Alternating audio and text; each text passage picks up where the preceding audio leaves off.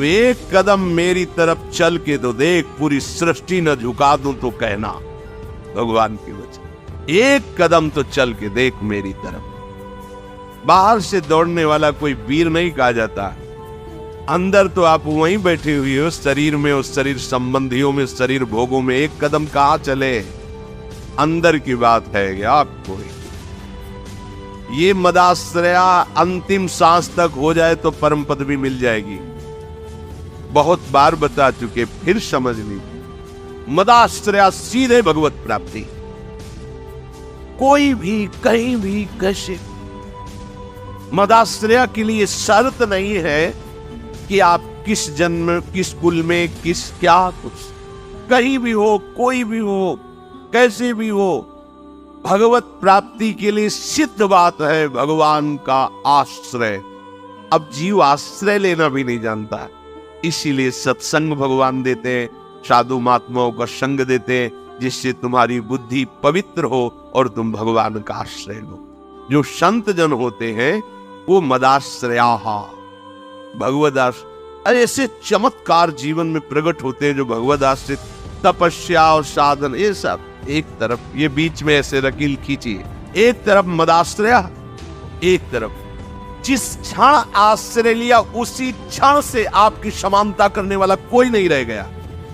बार बार समझाने के लिए कहते हैं, जैसे बाली वैसे ही सुग्रीव, इतना भी अंतर नहीं, ना आचरण में ना बल में, किसी भी, बहुत समान भाई थे दोनों। और रूप भी, बाली और सुग्रीव को खड़ा कर दे तो भगवान भी पहचानने में, तभी माला पहनाया था भगवान, एकदम एक रूप, एक बल, एक स्वभाव, एक गुण, दोनों ऐसे भाई थे। जब भगवान ने बाण मारा, सामने देखा कोटि कंदर्प दमनी मर्यादा पुरुषोत्तम भगवान, गंभीर मुद्रा, तो हृदय में तो महान प्रीति है, बड़ा प्रसन्न है कि वैसे तो मैं इस लायक ही नहीं था, जो योगियों के ध्यान में नहीं आते हो हमारे सामने खड़े हैं, और थोड़ा इनसे बात भी तो कर ले। तो कहा, प्रभु सुन रखा है कि आप समदर्शी हो, फिर पर आज आपकी समदर्शिता दिखाई नहीं दे रही, पक्षपात दिखाई दे रहा है। मेरा भाई है, पता नहीं आप जानते हैं पूर्ण रूप से कि नहीं, पर मैं जानता हूं क्योंकि साथ ही खेला हूं। मेरे आचरणों से उसके कम आचरण नहीं है, जैसा मैं वैसे ही मेरा भाई है, मैं जानता हूं। पर ये क्या, एक का पक्षपात लेके छुप के हमारी छाती में बाण मारा, मैं बैरी सुग्रीव प्यारा, क्या कारण? एक शब्द यही भगवान का था, ऐ देहाभिमानी, तूने सुन नहीं रखा था कि ये मेरी शरण में हो गया है। अभी अभी हुआ है, कोई तपस्या नहीं, कोई साधना नहीं, और हुआ कैसे? महाभागवत हनुमान जी के द्वारा कराया। बस ये मदाश्रया शब्द बहुत बड़ा है, बहुत बड़ा, बस इसका परिचय नहीं मिल पाता है। ये कैसे हो ऐसा लगता है। हाँ, अब क्या करूं? तब साधन बताया जाता है, करो, क्योंकि तुम्हारा करने में राग है, जब करते करते हार जाओगे तब फिर यही शब्द बताया जाएगा, मदाश्रया, हो जाओ भगवान के आश्रित। बहुत बड़ा बल है आश्रय, और कहीं प्यारी जू के चरणों का आश्रय। ये तो जब लालजू श्री हरि अत्यंत प्रसन्न होते हैं तब ये बात मिलती है। लाल रंगीलो गाइए ताते प्रीति रंगीली पाई, प्यारी प्यारी।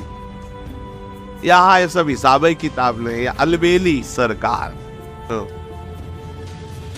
मदाश्रया, जो संत जन होते हैं मदाश्रित होते, कैसा मस्ती है, कैसी मस्ती है नरसिंह मेहता जी के जीवन में मदाश्रया की। देखो ना, कितनी बार भगवान स्वयं उनके सांसारिक कार्य करते पाए गए, कितना मदाश्रित है त्रिलोचन जी, भगवान नौकर बले भी है। ये मदाश्रया का स्वाद ही कुछ अलग, एक तरफ साधनाएं हैं, सिद्धांत है, और एक तरफ मदाश्रया है, भगवदाश्रय। जितने भी बड़े महापुरुषों के चरित्र पाए गए उनमें आस बात देखी गई, भगवदाश्रय। कैसे कैसे घर में दरवाजा खिड़की भी नहीं रह गए, साधु सेवा में बेच बेच के खवा दिया। पीपाजी सीता सेचरी आई, कुछ सेवा के लिए नहीं, एक वस्त्र पतली पहले वो भी उतार के बेच करके साधु सेवा में।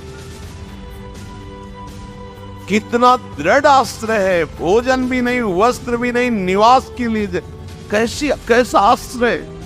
ये है मदाश्रया। मदाश्रया का कभी भी किसी भी तरह से पतन नहीं हो सकता। नामे भक्ता प्रणश्य, भगवान के वचन है, नामे भक्ता प्रणश्य, ऐसा मेरा भक्त। अब ये नहीं है कि ये कोई बाहरी क्रिया का वर्णन, ये हृदय का विषय है। हृदय से भगवद आश्रित हो गया, ये अंतिम बात है। आत्मसम, हृदय से भगवान की प्रियालाल के आश्रित हो जाओ। ये सब जितनी भी साधनाएं हैं, ये सब यही लाने के लिए है, अहंकार असाधनों का नाश करने के लिए। लेकिन मदाश्रया, सीधे भगवान को अधीन करने वाली बात। सबसे प्यारी वस्तु क्या है अगर पूछी जाए आपसे, तो आपकी दृष्टि कहां जाएगी? देखो, अगर पूछा जाए कि आप वृंदावन में बैठे हो, सबसे प्यारी वस्तु क्या है, तो इतनी भीड़ में दो चार की बुद्धि प्रभु की तरफ जाएगी, नहीं तो इधर ही जाएगी, प्रकृति की तरफ, प्रकृति की तरफ ही जाएगी। कोई बिरला ऐसा जिसकी बुद्धि सीधे प्रभु की तरफ जाएगी कि प्यारी जू का नाम, प्यारी जू की लीला कथा, वृंदावन धाम, प्यारी जू के लिए रोना तड़पना, ये कोई बिरले ही बोल पाएगा। नहीं, आपकी प्यारी वस्तु क्या है, तो कहीं न कहीं प्रकृति जन्य बात लेकर के वो बोलेगा, क्योंकि उसका प्रकृति का आश्रय है। और यदि प्रभु का आश्रय है तो सीधे शब्द नहीं, सोचना नहीं पड़ेगा, सीधे शब्द निकलेगा। कथामृष्टाहा, प्रभु का नाम कीर्तन करना, प्रभु का नाम जप करना, प्रभु की लीला कथा कहना, प्रभु की लीला कथा सुनना, ये सबसे मीठी बात है, सबसे प्यारी बात है। ये नशा हो जाना चाहिए प्रभु की चर्चा सुनने का, प्रभु के नाम कीर्तन सुनने का। राधा राधा सुनने को मिल रहा है, हमारे कान बिल्कुल तन्मय, राधा राधा, अमृत जा रहा है हमारे कानों। जब हम बोल रहे तो हम पुकार रहे, राधा राधा राधा राधा। सोचो कितना हृदय पवित्र हो गया, जिसका ये नशा बन गया है कि अब सत्संग के बिना हम जी नहीं सकते।